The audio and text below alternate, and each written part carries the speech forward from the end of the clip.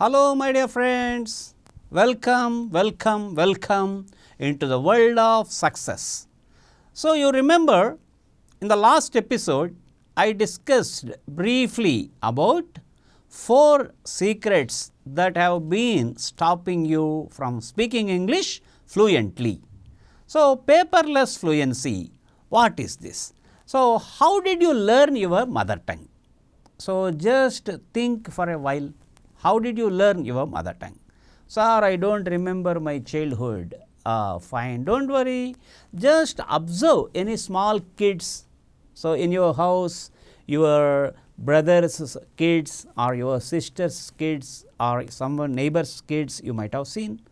When a small kid has just born, the kid is not in a position to speak, right? So, no kid in this world so far might not have spoken, right, in any language, not only mother tongue.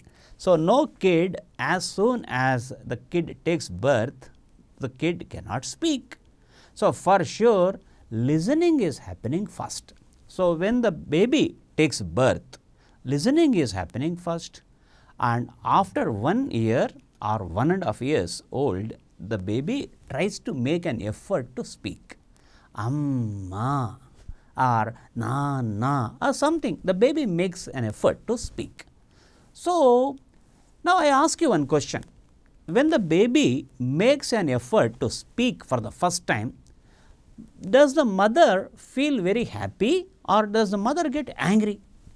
Does the mother say, hey, your pronunciation is not good, shut up. Your accent is not good, your vocabulary is not good, the way you speak is not perfect. First you learn well, then you speak. Does the mother say this way? No.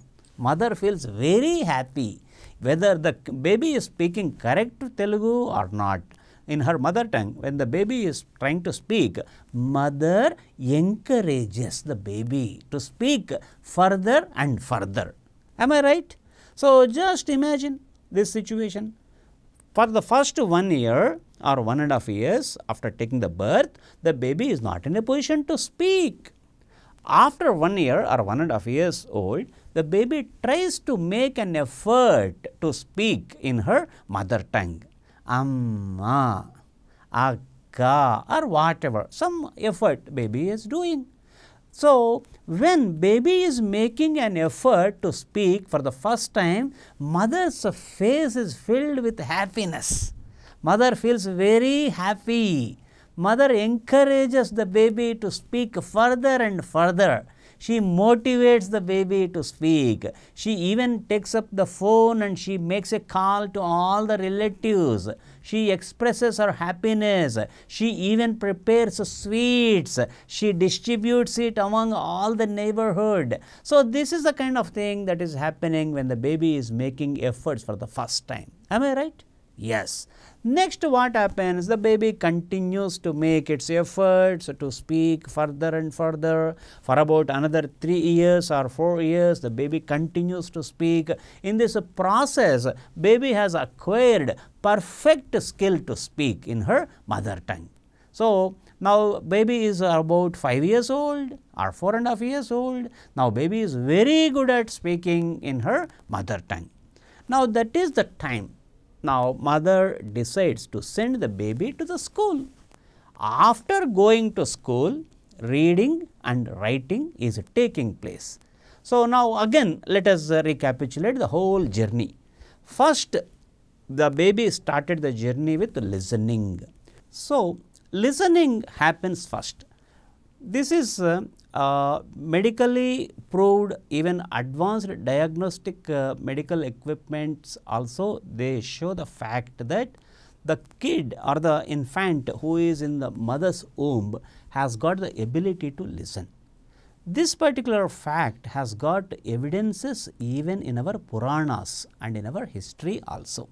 So, for that, if you consider the episodes of Abhimanyu as well as Prahlada in our Puranas, you will understand the fact. Why Prahlada has become such an ardent great devotee of Srihari? Precisely because of the reason he was listening continuously the chanting of Srihari when he was in mother's womb. Same is the case with Abhimanyu. When Abhimanyu was in the mother's womb, at that time he had listened the strategy of Padma Vyuha. So, of course, he listened to it partially, that is the reason he could not get the skill totally. So, there are historical evidences also. So, listening happens first. So, what does it mean?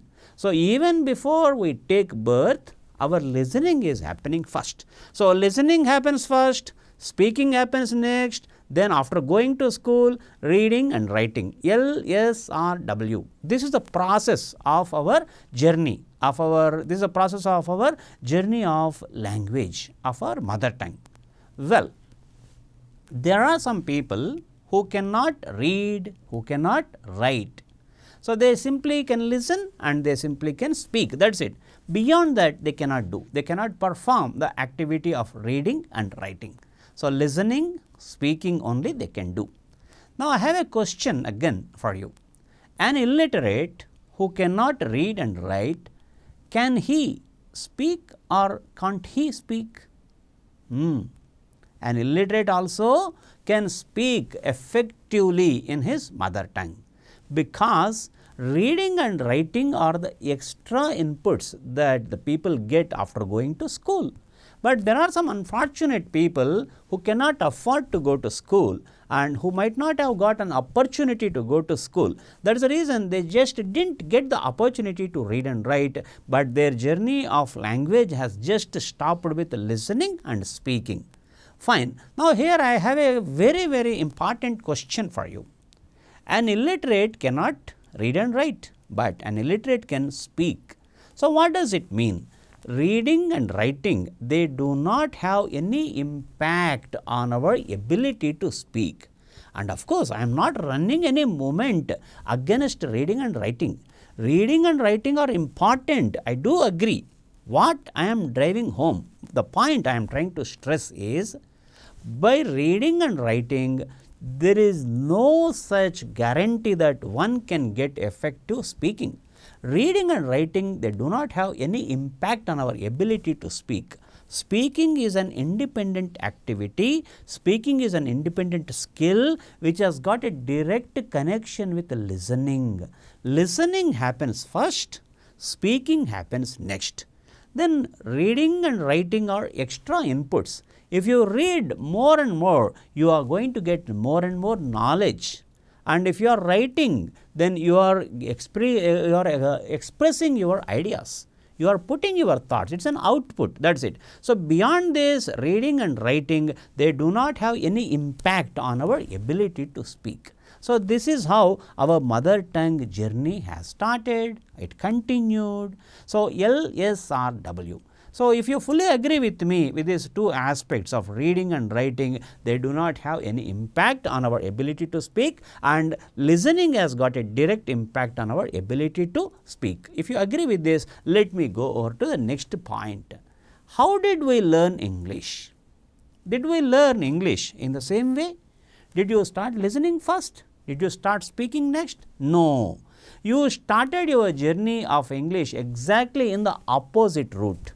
First you started with writing, then reading, after that listening, then finally speaking. So, it is WRLS, exactly opposite way you have learnt English. Precisely because of this reason, you are able to listen English and understand, and you are able to write, you are able to read, and you are able to speak to some extent also, and if someone speaks also, you are able to listen and understand. But however, when it comes to speaking fluently, spontaneously, naturally, effectively, effortlessly, as if English is your mother tongue, you are unable to perform this act. Precisely because of this reason that you learnt English in a wrong way. For no fault on your part, today you are facing this problem. So, be confident. You are not able to speak, if you are not able to speak English fluently, it is not your fault. The secret one is LSRW. You learnt English in a wrong way, and it is not a coincidence, and there is a big conspiracy behind it. So, if you wish, you can go through Google and study who introduced this English education system in India. Lord Macaulay in the year 1835 introduced this education system in India, and he has got very clear objective ahead of him. He wanted Indians not to speak effectively. He wanted Indians to listen and understand. He wanted Indians to read and write, and he wanted Indians to have low self-esteem and inferiority complex all the way. With these objectives, he introduced this education system in India in the wrong way, WRLS, because Macaulay is a great educationalist. He knows if he wanted you to be a good speaker, he would have introduced English education system in the method, natural method like LSRW. But he introduced the English education system in the opposite way, just with a clear purpose that Indians should never feel confident. Their self-esteem should never be high. They should not be natural speakers. They should never be feeling confident and comfortable with English, and by the end of the day, they should feel English is great. And Indians should feel English is great and anything foreign is great. That with that kind of mindset, if you progress, naturally you will be losing your self-esteem, you will be giving unnecessary importance to English. Precisely that was the target of Macaulay. So Macaulay was a winner. But my dear friends, now we realized, we understood the fact that let us not make him a winner, let us speak English fluently. So first secret is what? LSRW. What is the solution for it? Just listen more and more. That is one of the solutions, and every day create a kind of atmosphere around you, around 2 to 3 friends or 5 friends maximum. You be a group and you put a condition for yourself. You listen more and more, and among yourself you communicate only English for about 1 or 2 hours. Come what may, do not jump to mother tongue.